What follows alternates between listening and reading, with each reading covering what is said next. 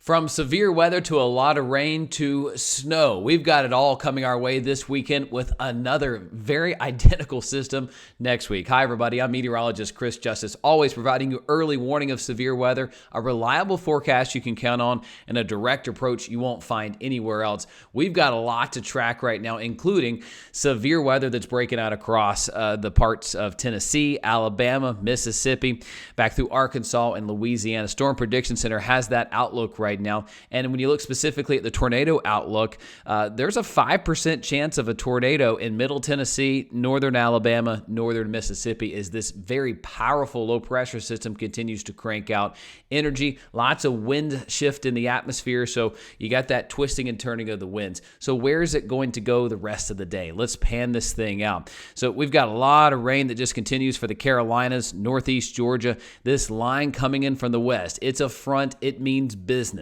It's got a powerful low pressure system attached with it, so you got a lot of wind energy. You also got a big time transport of moisture from the Gulf of Mexico.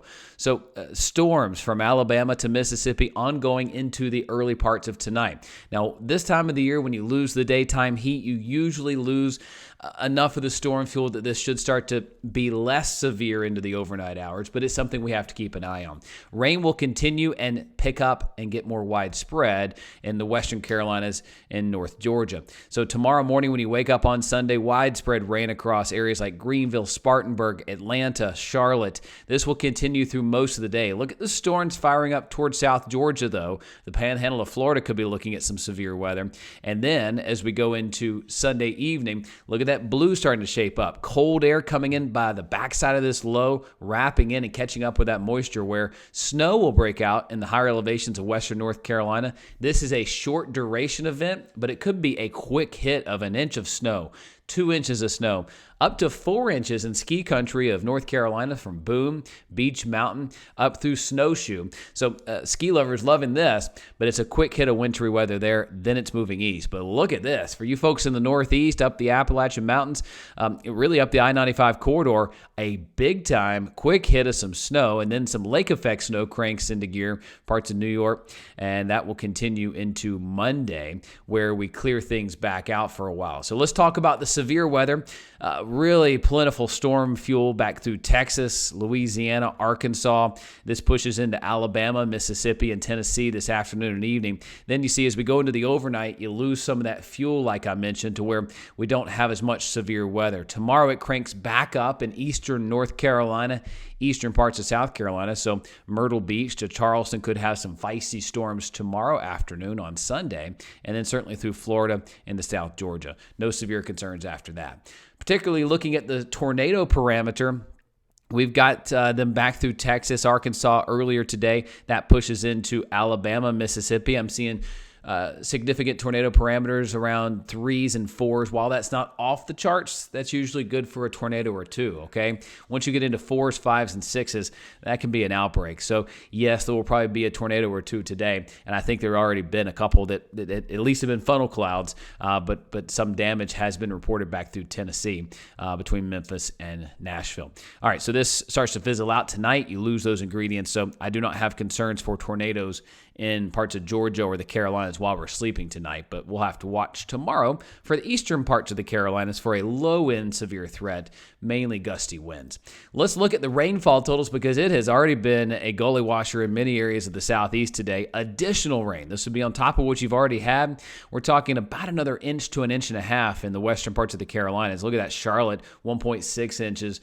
Parts of Atlanta, 1.6. Here in Greenville, up through Asheville, where the elevation starts to go up, you could get an additional 2 inches, bringing the storm total since early this morning to 2.5 inches of rain. That's a lot of rain, folks, especially as dry as we've been. Let's map out where we go from here. The fresh European just came hot off the press. It shows as we go through tonight, that rain coming in changes to snow on the back end as we go into Sunday evening. Rain tapers off by the time you wake up on Monday morning, but look at all this plentiful snow from Vermont to Maine into New York and Pennsylvania into Virginia. big time snow for the Northeast up through New England. It's a good one. First big one we've had. So as we move forward this week, really quite tame. We'll be cool across the East Coast and dry, but another system, typical El Nino blockbuster pattern that we have right now, where the atmosphere recovers for 4 or 5 days, you get another one that comes back in. Cyclical. You can almost time it out. If I were to tell you without any weather map, when's the next chance for a big system? I'd tell you probably next weekend, and let's map it out. And I already know the answer, I can tell you that, but look back toward Texas. Here's another one developing.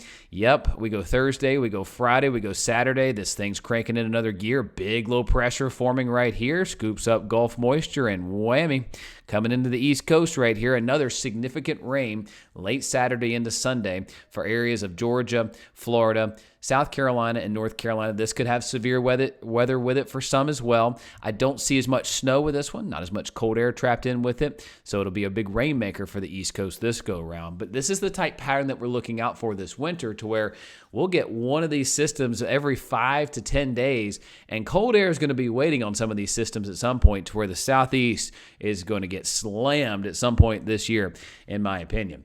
All right, let's look at that pattern, because this is how we forecast long term. This is something called the North Atlantic Oscillation. I like to look at it.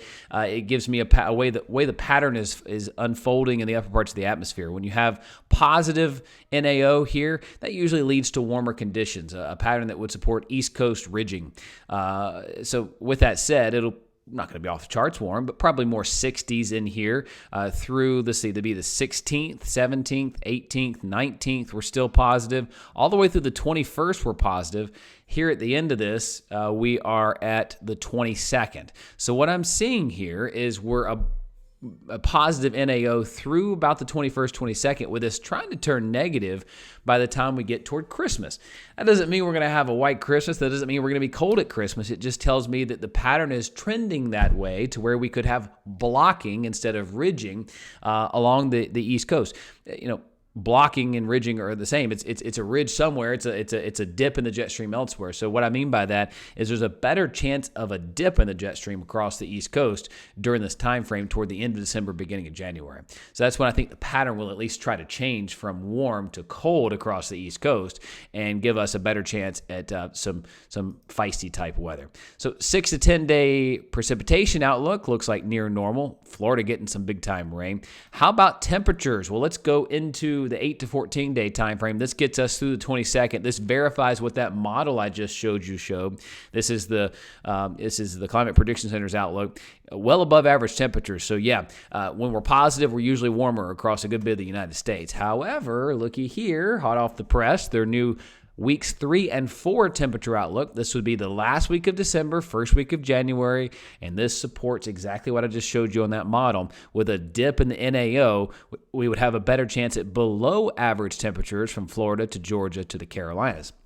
Not saying that's going to equal to snow, but what that does mean is we will have a better chance at cold air being around, as we know the El Nino pattern is going to give us rain every 5 to 10 days. And I'm not just talking a little rain. We're talking 10, not 10, 1 inch to 1.5 inches of liquid. If it were snow, you usually multiply that by 10. So imagine if there was cold air waiting on this rainforest in the southeast right here. We'd be dealing with the equivalent of 1.5 inches would mean 15 inches of snow.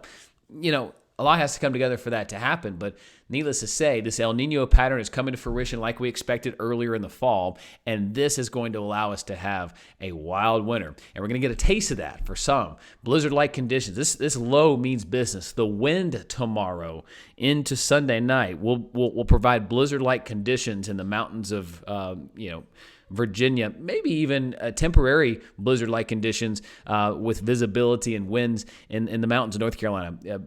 Parts of Mount Mitchell, Grandfather Mountain, when you got 60-mile-an-hour winds and it's just pouring snow for a couple hours, it's gonna feel like the heart of winter here, and will look like a big winter storm for many across the East Coast. The first of many, I believe, we'll be tracking. Folks, if you're new to the channel, please consider subscribing. I am a meteorologist located in Greenville, South Carolina. I give you early warning of severe weather, a reliable forecast you can always count on, and a direct approach you won't find anywhere else. Folks, I sure appreciate you. I will keep you up to date on the severe concerns and, of course, the snow as we go deeper into winter.